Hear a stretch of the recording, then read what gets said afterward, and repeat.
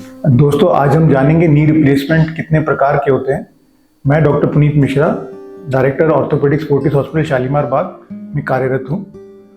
जैसा कि हम जानते हैं कि नी रिप्लेसमेंट एक नी रीसर्फेसिंग ऑपरेशन है, जिसका मतलब है कि नी घुटने के ऊपर जो ये सतह घिस गई है, हम उसको एक नई सरफेस से बदलते हैं, जो कि ऊपर फीमर पे और नीचे टिबिया पे और बीच में एक स्पेसर आ जाता है और घुटने को एक नई सरफेस मिल जाती है, जिससे कि फ्रिक्शनलेस मूवमेंट स्टार्ट हो जाती है।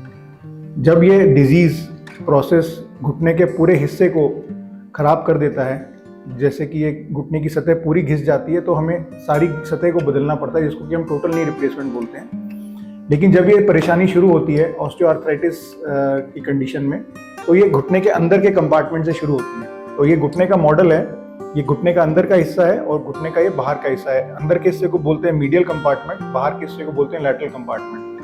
तो जो अंदर के हिस्से का घुटने में जब ये घिसावट शुरू होती है, तो ये अर्ली स्टेज में होता है और ऑलमोस्ट 30% से 50% पेशेंट ऐसे होते हैं जब ये डिजीज केवल एक ही कंपार्टमेंट में लिमिटेड होकर रह जाती है और फिर वहां से ये बढ़ती हुई पूरे घुटने को इन्वॉल्व करती है। तो जब हम इस बीमारी को अर्ली स्टेज में डायग्नोज करते हैं और अंदर का कार्टिलेज जो है पूरी तरह क्षतिग्रस्त हो चुका होता है, तब हम पार्शियल नी रिप्लेसमेंट करते हैं। पार्शियल रिप्लेसमेंट का मतलब है कि हमें सारी सतह को नहीं छेड़ना होता और हमें सिर्फ घुटने की अंदर की सतह को बदलना पड़ता है। इसका फायदा ये है कि हम घुटने में सिर्फ अंदर की सतह को बदलते हैं और घुटने के सारे लिगामेंट इंटैक्ट रहते हैं। लिगामेंट वो स्ट्रक्चर होते हैं जो घुटने को स्टेबिलिटी देते हैं, जो घुटने को स्थिर रखते हैं।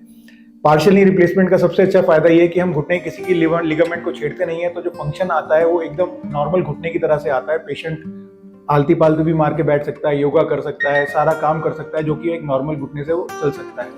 और पार्शियल नी रिप्लेसमेंट का जो सर्वाइवल रेट है 15 साल तक, वो ऑलमोस्ट 95% पेशेंट्स में बढ़िया तरीके से काम करता है, अगर वो टेक्निकली बढ़िया तरीके से किया गया हो। Thank you.